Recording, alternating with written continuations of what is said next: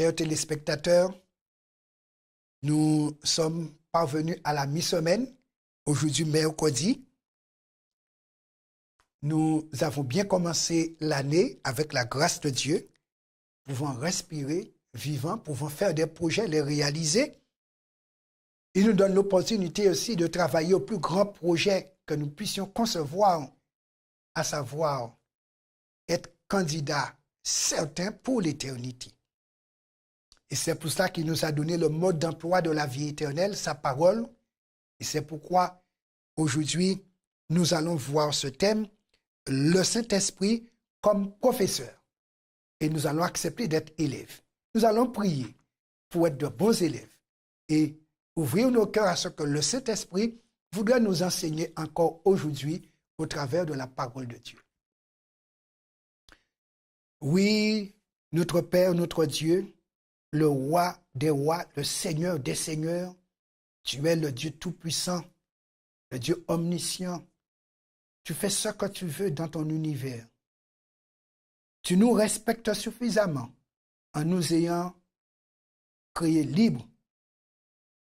Maintenant, tu voudrais que nous puissions associer notre volonté à la tienne par un acte personnel en nous constituant élèves du Saint-Esprit chargé de nous instruire avec le livre, ta parole, le code de vie du ciel.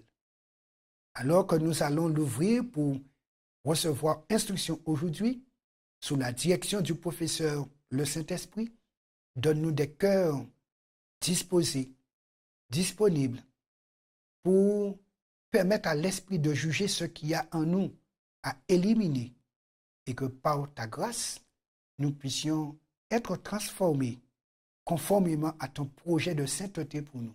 Nous prions au nom de Jésus. Amen. Le Saint-Esprit joue un rôle important, non seulement pour nous donner la parole écrite de Dieu, mais aussi en nous aidant à la comprendre correctement. Et cette deuxième partie est capitale, car beaucoup de gens ont la Bible, mais la comprennent mal.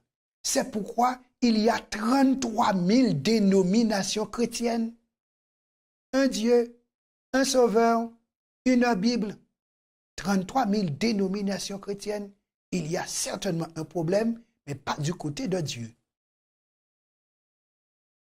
Puisque la vérité est une. Dieu est un. Il n'a qu'une bouche. Le problème est du côté humain. C'est pourquoi les êtres humains ont une compréhension obscurcie de la vérité. Ils sont par nature séparés de Dieu. Voyons ce que l'apôtre Paul déclare à ce sujet dans Éphésiens 4, verset 18. Ils ont l'intelligence obscurcie. Ils sont étrangers à la vie de Dieu à cause de l'ignorance qui est en eux, à cause de l'endurcissement de leur cœur. Voici où réside le problème. 33 000 dénominations chrétiennes, c'est parce que notre intelligence, comme j'ai dit, a été modifiée par le diable pour mal comprendre les choses. Et en plus, nous avons le cœur endurci. Le péché l'a rendu vraiment réfractaire à ce qui est d'en haut. Et c'est pourquoi on est charnel et non spirituel. Et c'est pourquoi notre nature est plus portée à rejeter ce que Dieu dit. Et le diable qui est là maintenant pour nous empêcher d'entrer en conformité céleste, empêche aux humains une pleine marche vers la sainteté pour dire, tu peux faire ceci, mais pas cela, pas comme cela. Ça a commencé en Éden, n'est-ce pas? N'a-t-il pas dit à Ève, Dieu a dit, mais moi, je vous dis? Et chaque fois qu'il en est ainsi avec ce que Dieu a dit, l'ennemi nous modifie et nous désoriente. Et on comprend pourquoi il y a 33 000 directions, mais il n'y a qu'un ciel. Il n'y a qu'un seul chemin pour y aboutir.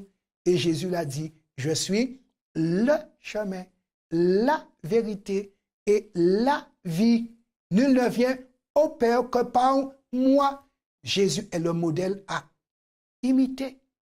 Et si Jésus n'a pas discuté ce que le Père a dit, et s'il a dit à Satan, il est écrit, Et si vous et moi nous disons aussi, il est écrit, et faisons comme il est écrit, alors nous serons déjà sur terre comme au ciel. C'est là le sens de notre Père. Et nous ne raterons pas le ciel, car Jésus y est déjà. Et il est notre sauveur, notre exemple, notre modèle.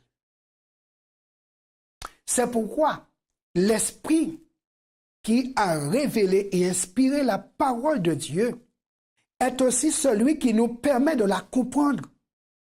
Et c'est pourquoi, comme je vous ai dit, par rapport à mon expérience, il y a de ceux qui sont anti-trinitariens, mais le Saint-Esprit, il est venu se révéler à moi direct pour me dire, je suis capable de te parler, écoute-moi.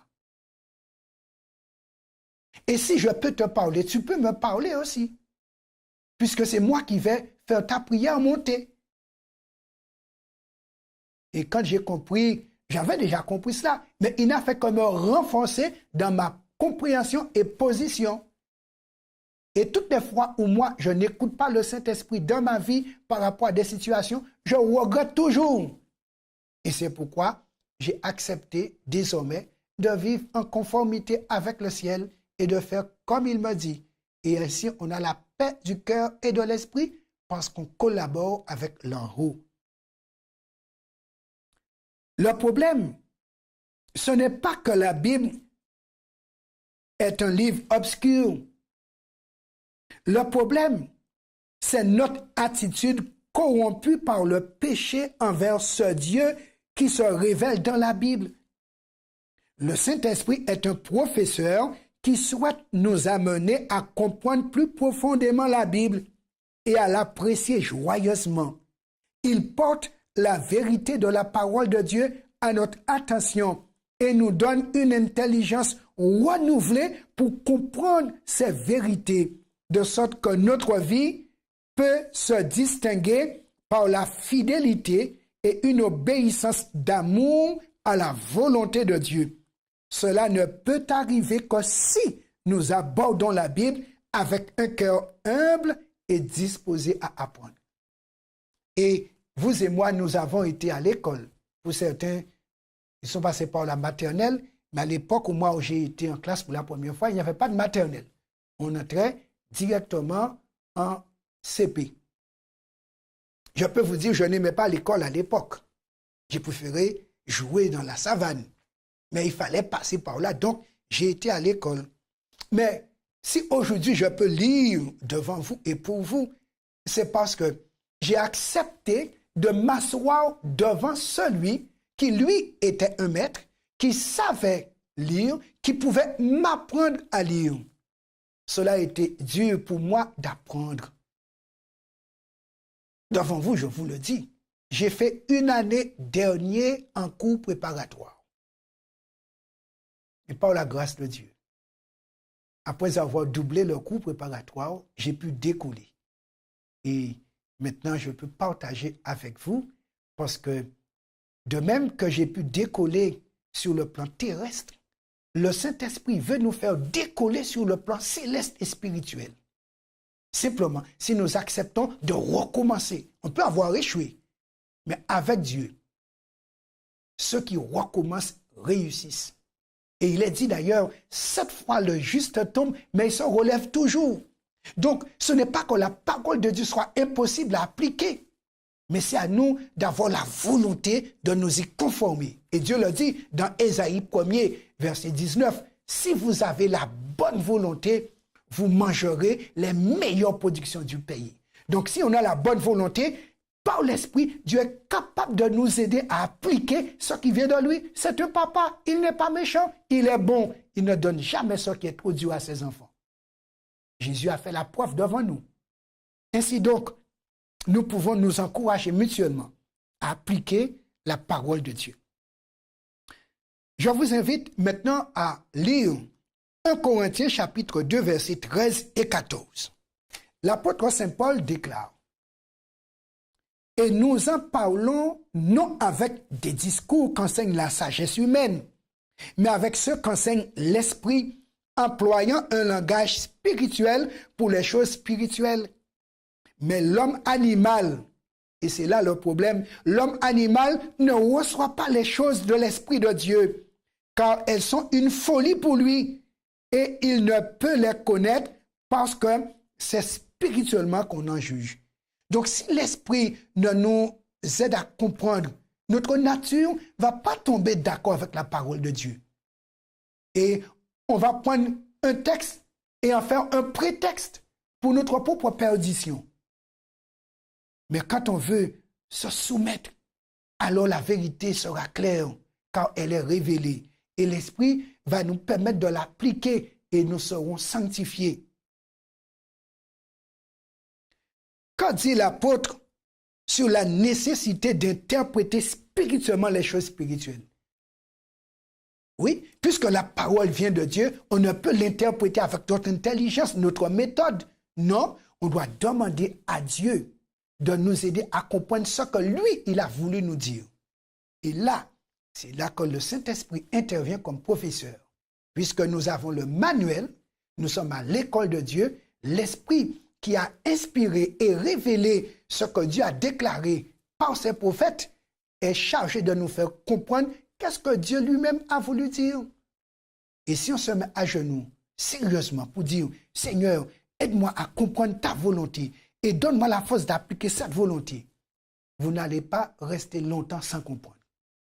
Parce que le Saint-Esprit n'attend que cela, qu'on fasse appel à lui en tant que chargé d'enseignement. D'ailleurs, Jésus l'a dit, il va vous enseigner toute la vérité. Il enseigne.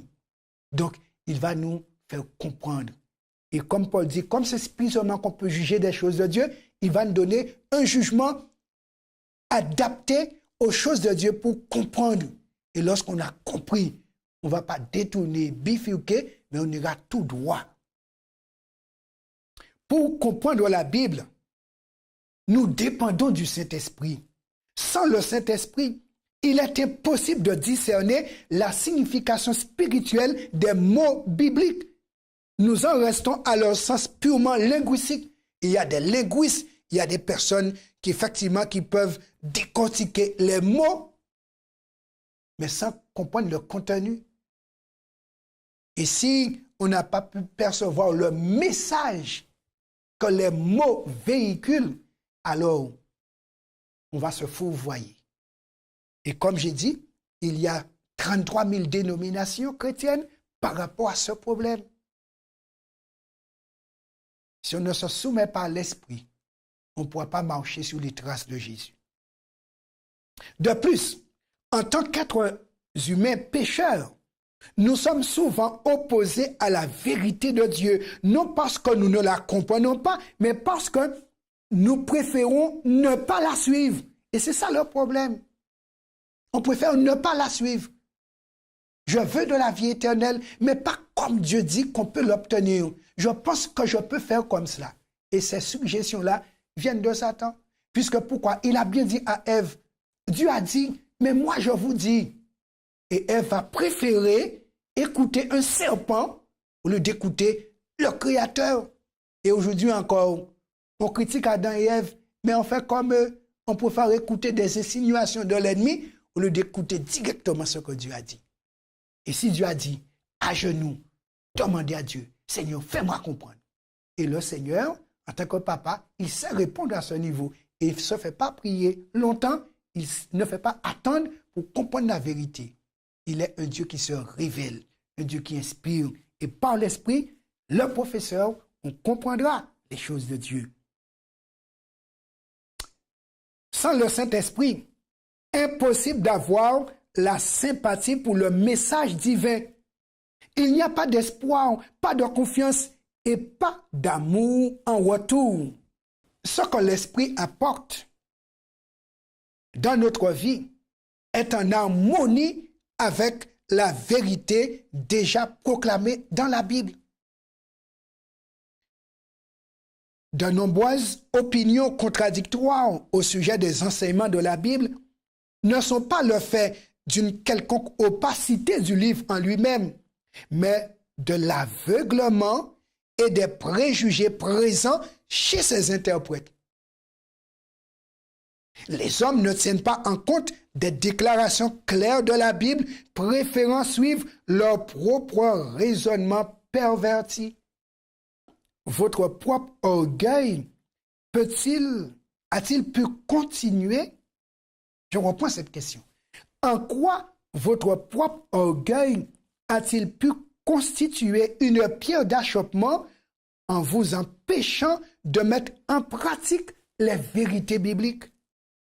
Dans quel domaine vos propres désirs vous empêchent-ils d'accepter la vérité de Dieu dans votre vie? Comment apprendre à tout abandonner à Dieu? Et là, j'ai une petite expérience pour vous. Encore. Je suis resté 30 ans à lutter avec un défaut. La parole de Dieu me dit, ce défaut ne va pas passer la porte du ciel. Je suis chrétien. Je veux être au ciel. Mais j'ai le défaut qui n'est pas conforme à la parole. Et chaque fois, l'Esprit Saint me dit, ce défaut ne va pas passer la porte du ciel. Et comme on a l'habitude de le dire, la chair est faible. Donc, on continue encore dans le même vieux fonctionnement. Mais le Saint-Esprit professeur dit, ce défaut ne va pas passer la porte du ciel. Et je suis resté 30 ans à lutter avec ce défaut. Mais ce défaut me gênait. Un défaut est un défaut. Et il gêne le Saint-Esprit. Il gêne Dieu. Et il ne va pas entrer chez Dieu. J'ai un choix.